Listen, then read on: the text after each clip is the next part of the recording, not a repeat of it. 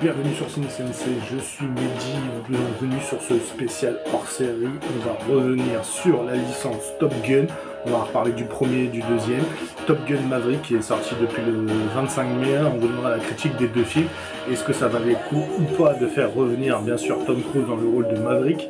Ça, nous allons répondre tout de suite. Alors, être passionné, c'est être fan. Alors, c'est parti, on va s'enrôler.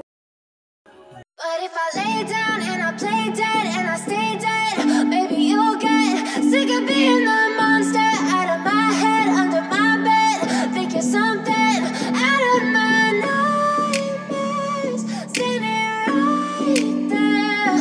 But if I lay down and I play dead and I stay dead, then will you get bored of killing me? Silhouettes of you are like a taunt. Never really know just what you want.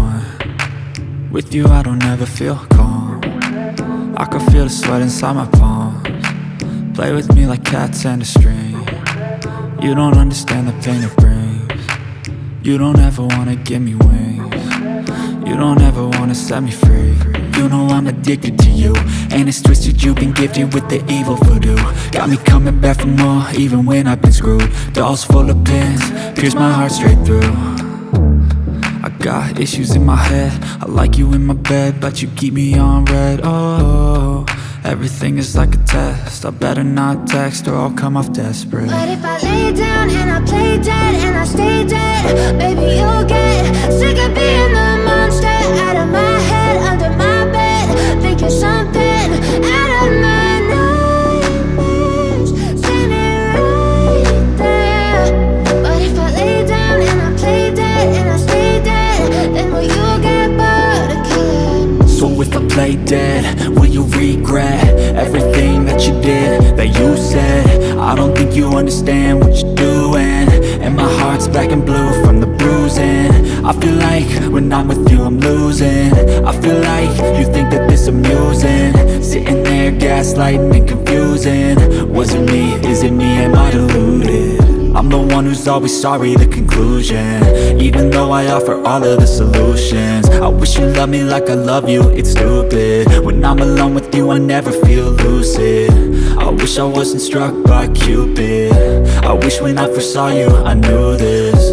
When I'm with you I feel so useless, I feel diluted, my heart's been wounded. Silhouettes of you are like a taunt. Never really know just what you want. With you I don't ever feel calm. I can feel the sweat inside my palms. Play with me like cats and a string. You don't understand the pain it brings. You don't ever wanna give me wings. You don't ever wanna set me free.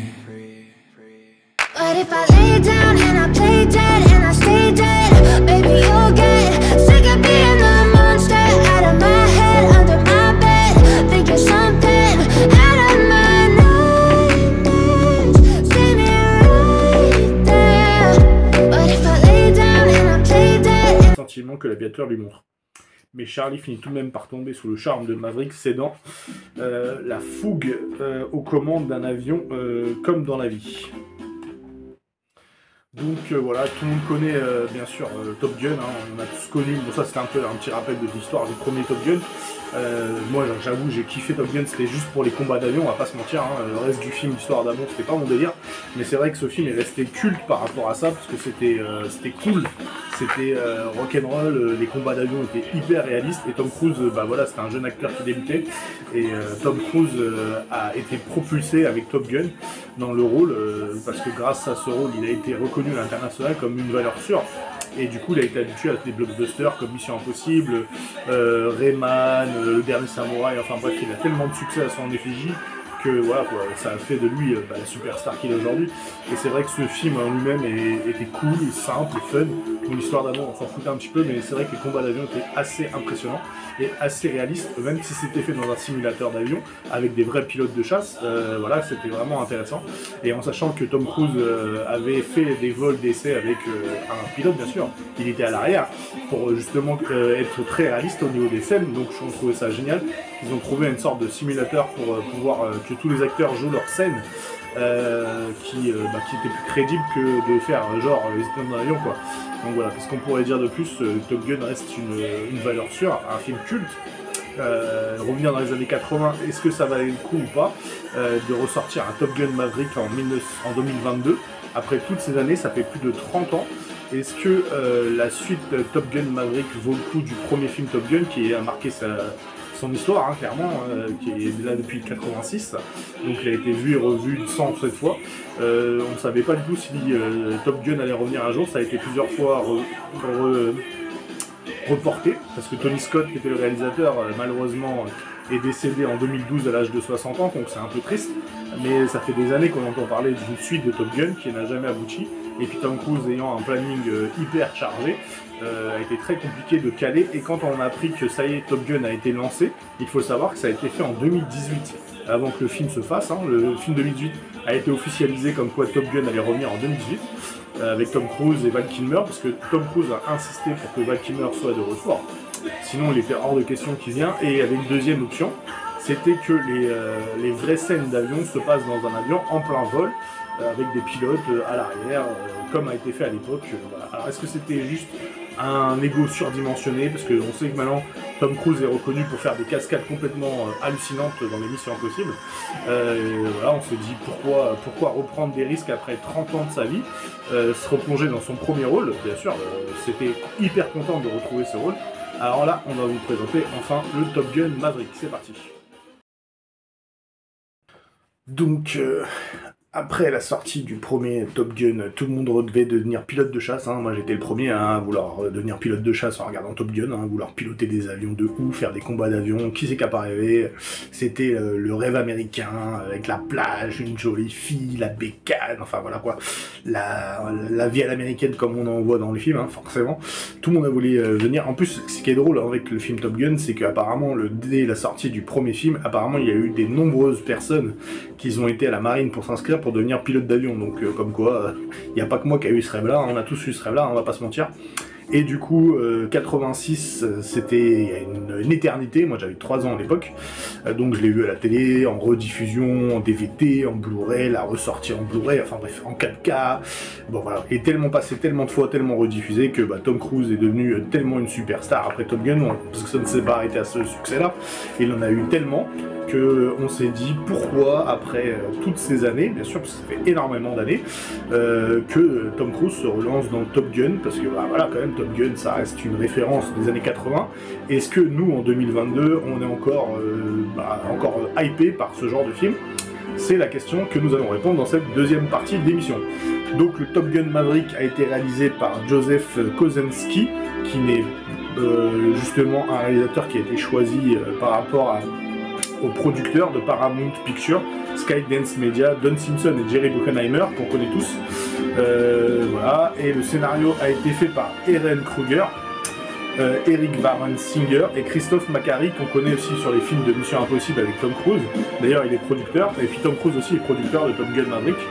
Alors la musique c'est Harold Faltermeyer et bien sûr Hans Zimmer, et Lady Gaga fait la chanson officielle de Top Gun, qui est une catastrophe, hein. Perso j'ai trouvé ça tellement claqué au sol. Je préfère Danger Zone, hein. Je suis bien content que Danger Zone est dans le film, hein. Même le thème de Tom Cruise, le thème de Top Gun y est de retour, donc voilà, on va pas se prendre la tête, hein. On va garder juste ça. Les acteurs principaux sont bien sûr Tom Cruise, Miles Teller qui reprend le rôle du fils de Goose, qui s'appelle, si je dis pas de conneries, il s'appelle Roster, je crois.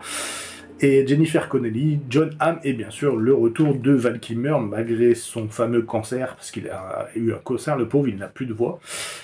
Il a été quand même présent dû la condition de Tom Cruise, et ils ont même trouvé une solution pour le faire parler. Voilà. Donc Top Gun Maverick est un film réalisé par Joseph Kosinski, sorti le 25 mai 2022 au cinéma. Instructeur à Top Gun Maverick dirige des pilotes de guerre en vue d'une mission spéciale, aussi ardue que dangereuse. Il s'agit de la suite du film Top Gun de Tony Scott, sorti en 86, dont l'action se déroulait principalement à Top Gun, l'école de formation au combat aérien de la marine américaine, qui est située à San Diego. Il est présenté en avant-première au CinemaCon, avant une présentation hors compétition au Festival de Cannes. Voilà. Donc pour l'histoire est simple, le pilote de chasse capitaine Pete Maverick Mitchell a ralenti délibérément ses promotions de 36 ans de service afin de continuer à voler. Il est aujourd'hui pilote d'essai dans le désert des Mojave pour le projet d'avion hypersonique nommé The Dark Star. Après un vol plus de Mach 10, son prototype prend feu, Maverick s'éjecte, le programme d'essai prend fin. L'amiral Kane en charge de la programmation souhaite interdire à Maverick de voler à la base d'aéronavale de North Island pour entraîner un groupe de diplômés de l'école de chasse Top Gun pour cette mission spéciale. Il est réclamé par son ami et ancien pilote rival, l'école de chasse Top Gun. Pour cette mission spéciale, il est réclamé que son ami ancien pilote, l'amiral Tom Iceman Kazansky, devenu le commandant de la flotte US Pacifique. Parmi eux se trouve le lieutenant Bradley Rooster Bradshaw, fils de son défunt meilleur ami navigateur Nick Goose Bradshaw. Le vice-amiral Simpson qui supervise la mission signifie à Maverick qui a le choix de refuser, mais qu'il s'agirait de son dernier poste comme pilote de chasse. Et un refus d'entraînement automatique à une interdiction définitive de vol. Maverick retrouve son amie Penny, fille d'amiral, laquelle tient le bar proche de l'école d'aviation et vit avec sa fille Amelia, adolescente, lorsque Maverick se présente comme instructeur. Les officiers supérieurs qui dirigent l'école l'informent de la mission particulière et les pilotes réunis à Top Gun détruit une installation dans un cratère volcanique en haute montagne destinée à la fabrication d'uranium enrichi. Une nation hostile sans nom mentionnée développe cette usine avec intention d'utiliser contre les États-Unis ou contre les alliés de la région. L'équipe de pilotes est chargée de détruire la cible et bien protégée par son emplacement très particulier à bout d'un canyon montagneux défendu par plusieurs sites de missiles antiaériens. Maverick fait connaissance avec les pilotes monolithes, lesquels l'accueillent froidement. L'un d'eux, Jack Hangman Ceresin, garde cyniquement cette distance avec les autres pilotes. Maverick inclut une forte tension se développe entre Maverick et Rooster. Lorsqu'ils se rencontrent, laquelle se transforme en hostilité, il faut les séparer. Après un début de bagarre, Rooster reproche notamment à Maverick de l'avoir freiné dans sa carrière. Lorsque la formation aérienne commence, les pilotes constatent les grandes compétences de Maverick en combat aérien. Aucun d'eux ne parvient à vaincre l'entraînement. Ceux-ci révisent leur opinion négative à son égard. Certains ont même apprécié la virtuosité de l'expérience aérienne exceptionnelle de Maverick. Maverick favorise également la création d'un esprit d'équipe, en exemple en organisant une partie de football américain aux règles particulières. Maverick reçoit une dernière fois Iceman, l'amiral aux 4 étoiles, qui affronte de graves problèmes de santé. Il explique Maverick la gravité de la situation et l'importance qu'il attache à cette mission. Iceman le conseille. Prenant les choses à cœur, Maverick présente un plan d'attaque aux amiraux chargés de superviser la mission. Maverick préconise une équipe de F-18, F Super Hornet, 1000 places, chacun avec une escorte de F-18E Super Hornet monoplace. Les 4 chasseurs multirôles seraient lancés à partir d'un porte-avions. Ils voleraient en rase du sol pour éviter d'être détectés par les sites radars SAM avant d'atteindre les installations atomiques de canyon montageux. Les chasseurs devront alors faire l'ascension d'un cratère bombardement, le retour nécessaire d'une ascension finale dangereuse, radicale, repoussant les limites de la performance du F-18. En effet, cette forte montée réclame une accélération de 9,5 G, soit 2 G au-dessus des performances maximales spécifiques. Une fois cette manœuvre aérienne dangereuse accomplie, les jets seront la proie de missiles anti-sol ennemis. Dans cette optique, Maverick évalue les sélections parmi les 12 pilotes, ceux qui sont capables d'endurer l'approche des manœuvres au grand facteur de charge reprise par la mission. Iceman meurt, le vice-amiral Simpson décide aussitôt de retirer ses fonctions à Maverick et l'interdit définitivement de vol. En doutant du plan de Maverick, préconisant un autre schéma d'attaque, en altitude, plus lentement, Maverick prend les commandes d'un avion de chasse sans autorisation et démontre que tous les plans est parfaitement opérationnel. Bon, on va pas en dire plus parce que là, après, on est en train de spoil de ouf là. Donc je vais pas vous en dire plus, on va s'arrêter là. Déjà, c'est beaucoup, je trouve. Donc je le dirai dans l'annonce comme quoi il y aura un peu de spoil au niveau de la synopsis pour ceux qui l'ont pas vu. Mais bon, ça fait plus d'une semaine qu'il est sorti maintenant au cinéma. Malheureusement, il y a beaucoup de monde qui l'ont déjà vu, qui ont déjà fait des critiques. Donc voilà, je pense que ma critique sera juste la mienne, hein, de mon propre opinion. Donc, comme je vous l'ai dit au début d'émission, après toutes ces années, j'avais peur que Top Gun se ramasse, hein, clairement. On va pas se dire Top Gun Maverick, après 36 ans d'absence, je le voyais pas se refaire une place au soleil, comme on dit. Et j'avoue, dès les premiers instants, la première surprise a été juste bluffante. Dès le début, on commence avec la musique de Top Gun, que vous avez entendu, le thème de Top Gun, tout simplement. Le thème cultissime de Top Gun. Et après, on enchaîne sur des combats aériens de vol avec la musique de Danger Zone. Et il y a le petit passage avec Tom Cruise, comme quoi on le voit piloter un avion furtif qui est juste magnifique. Les scènes sont hallucinantes, les scènes de combat d'avion sont d'un niveau supérieur, a été vraiment monté en puissance le film par rapport au premier, hein, je parle bien sûr, on compare bien le Top Gun 1 à Top Gun Maverick, il est monté en puissance de ouf, les combats d'avion sont 2 fois plus spectaculaires et 2 fois plus hyper réalistes on va dire. Franchement, même l'histoire et beaucoup d'amour avec le premier film. On voit que le réalisateur Joseph Kosinski est un fan, a rendu hommage à Tony Scott, à son œuvre, donc c'est vraiment un chapeau pour lui. Je lui mettrais, franchement, le film Top Gun Maverick, je lui mettrais un bon 10 sur 10, quoi. Clairement, je lui mettrais un 10 sur 10, parce que le film est tellement génial, avec la côté nostalgie, il y a des références au premier, il y a des photos, la rencontre avec Val Kilmer, le retour de Tom Cruise, tout est parfait en fait, tout est parfait. La suite, c'est une des meilleures suites de films que j'ai jamais vu de tous les films qui a été sortis avec ce nombre d'années d'absence. C'est ça qu'il faut bien noter, c'est qu'il y a eu 36 ans d'absence, c'est énorme on va dire, on va pas se mentir, et du coup, franchement, ça a été un kiff total quoi, clairement. Le film il est génialissime, Tom Cruise au top comme d'habitude. La jeune génération de pilotes Top Gun, ça passe clairement. Le jeune qu'ils ont choisi pour jouer le rôle du fils de Goose, qui s'appelle Roster, colle hyper bien. Franchement, il n'y a rien à redire. On dirait vraiment son fils, hein, clairement. Ça a été hyper bien fait. Et le film envoie du steak de ouf, quoi. L'action est sans arrêt, quoi. Il n'y a pas de stop, quoi. C'est tout le temps de l'action, c'est kiffant. Et même ce que j'ai apprécié, c'est qu'ils ont rendu l'hommage à Val Kilmer qui méritait, parce que même avec son problème de santé, il a réussi quand même à avoir un dialogue avec Tom Cruise. J'ai trouvé ça juste kiffant. Franchement, une suite vraiment parfaite. Et puis en plus, il y a d'autres retours que je vais pas vous spoil, mais bon, on n'en dira pas plus. Voilà, allez voir le film. 4DX, non, je l'ai pas fait, donc je peux pas vous dire comment il vaut en 4DX, mais en normal, déjà, ça envoie du steak de ouf. Donc voilà, j'espère que cette petite vidéo vous a plu, en sachant que maintenant les fréquences de vidéos vont être plutôt saccadées, hein, je ne vais pas avoir tout le temps de faire des vidéos. Donc je tenais à faire une vidéo sur Top Gun avant qu'il ne soit trop tard, parce que des grosses sorties vont arriver. Bien sûr, il y a Jurassic World Dominion qui va arriver, enfin le jour d'après, le monde d'après, il va avoir un autre film, un autre épisode des sorties de la semaine, avec d'autres films que j'ai vus. D'ailleurs, il y a eu des énormes sorties de séries sur les plateformes de streaming, en sachant qu'il y a eu Netflix, il y a eu Stranger Things la saison 4, il y a The Boys saison 3 qui est sortie sur Amazon, et on a bien sûr la série Obi-Wan Kenobi qui est sur Disney+. Il y a un gros combat sur les plateformes de streaming, là on va pouvoir débattre un petit peu sur qu'est-ce qu'est la série qui envoie du lourd en ce moment, en sachant que malheureusement Stranger Things, la première partie est juste disponible, il y a 7 épisodes, mais ils sont assez longs pour que vous puissiez kiffer. Obi-Wan Kenobi, on est sur une fréquence de 1 épisode par semaine, ce que Disney fait sans arrêt, un épisode tous les mercredis. Et The Boys, apparemment, ce que j'ai vu, il y a 3 épisodes au début, et après vous aurez un épisode tous les vendredis sur Amazon Prime Video.